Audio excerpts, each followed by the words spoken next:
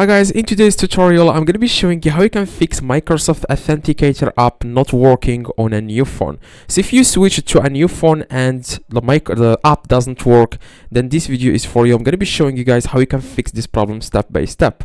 Okay, so first thing you need to do, guys, you want to download the Authenticator, Microsoft Authenticator app on your new phone.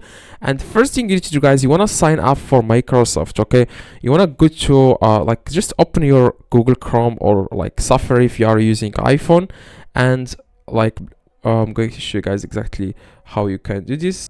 Just open Google Chrome, for example, and search for Microsoft account so that you can sign up for your Microsoft account. Okay, so don't worry, like if you don't have access to your old phone, I'm going to be showing you guys how you can fix this problem, because they are going to send a code to your previous or your old phone in order to access my Authenticator app on your new phone. Okay, so first thing you need to do, guys, you want to open the Authenticator app on your new phone, and you want to click on this plus button here. Okay, as you can see, this plus button, you want to click on it, and then you want to select here which kind of account you want to add. If you want to add like your personal account, or you can add like your work or school account. Now you just need to click here, for example, or what account do you want to add, and then you can scan the code, okay, from the website, or you can just sign in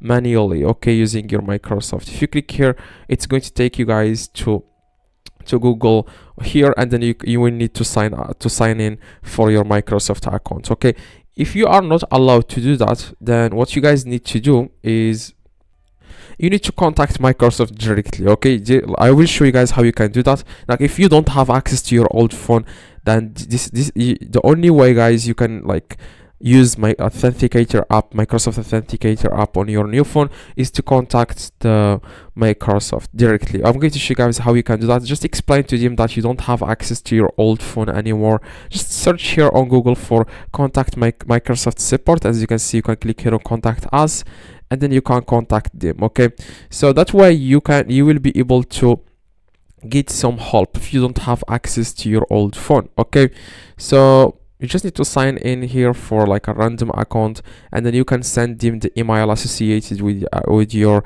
Microsoft that you don't have access to, and then you will try to help you. Okay, so hopefully this one, guys, helped you. If you have any questions, let me know in the comments. I reply to every single comment.